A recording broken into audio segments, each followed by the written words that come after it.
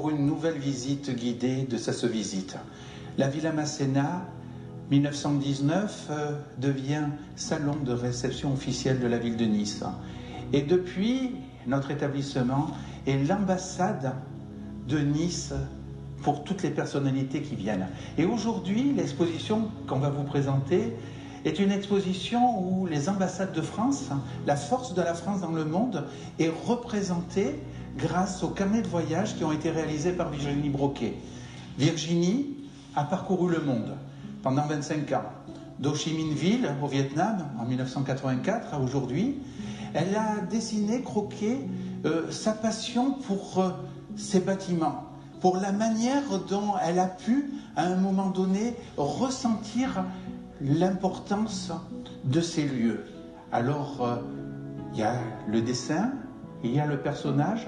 Je crois que le plus simple, c'est de vous laisser avec Virginie, qui est à la fois niçoise, qui a travaillé pour le carnaval, 25 chars ont été dessinés, qui vient de sortir un livre de croquis sur ses ambassades.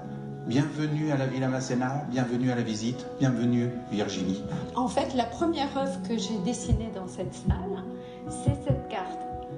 J'ai été attirée par cette partie de mur. Je me suis dit, ben là, je vais faire la carte qui va retracer tous les pays que j'ai pu visiter, donc les 38 pays.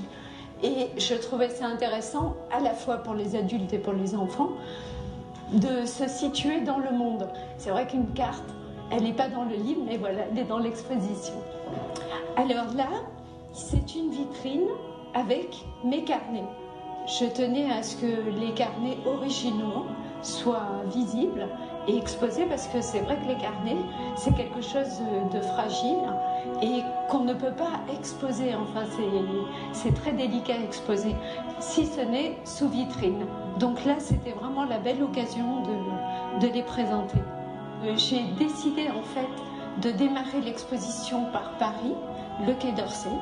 Donc le Quai d'Orsay, il s'agit là du grand salon qu'il y a juste avant d'entrer dans le bureau du ministre, où j'ai eu la chance d'exposer en 2016 durant les Journées du patrimoine.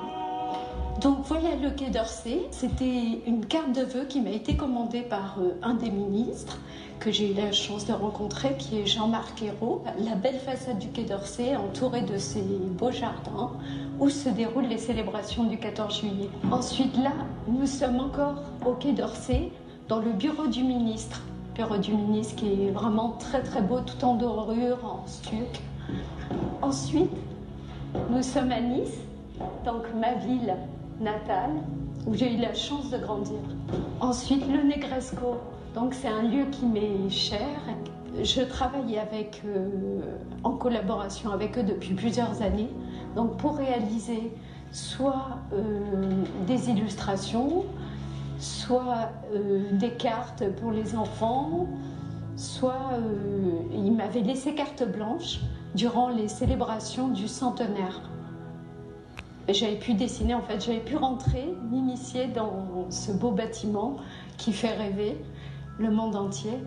Et j'avais pu croquer, en fait, toutes les parties du Negresco. Ensuite, nous sommes à Monaco. Donc, Monaco, là, il s'agit d'une carte de vœux qui m'avait été commandée par le premier ambassadeur que j'ai rencontré à Monaco. C'était en 2014, il s'appelait Hugues Moret. Voilà, donc j'avais dessiné la vue de la résidence de France. Là, il s'agit des célébrations du 14 juillet, des dernières, en 2020, en présence du nouvel ambassadeur qui s'appelle Laurent Stéphanie et de, bien sûr, SAS, le prince Albert, qui est à ses côtés. Alors, New York, donc il se trouve que le consulat est tout près de Central Park. Donc voici la vue de Central Park à l'automne, qui est sublime. Et j'ai eu la chance de dessiner dans ce lieu, le consulat de New York, les célébrations de l'inauguration d'une librairie française qui se nomme Albertine. Et c'était à l'époque, c'était Fabius qui était, Monsieur Fabius qui était le ministre des Affaires étrangères. Donc j'avais croqué la scène, hein, c'était très sympa. Et ensuite, je me suis rendue à l'ONU, au Conseil de sécurité, pour dessiner pendant 1 heure, j'avais juste 1 heure, pour dessiner une réunion. Parce que nous avons également une ambassade de France à l'ONU. Donc là, nous sommes en Asie où j'ai beaucoup voyagé, en fait. Donc là, c'est le Japon, que j'adore. Et il se trouve que le Japon a fait la couverture de l'ouvrage, qui est sorti en 2020. Donc voilà, c'est vrai que j'ai mis 25 ans à réaliser cet ouvrage. Et c'est assez marrant qu'il soit sorti en 2020, juste l'année où on est confiné. Voilà. Donc il fallait une année pour faire voyager les gens sur place. Ben voilà.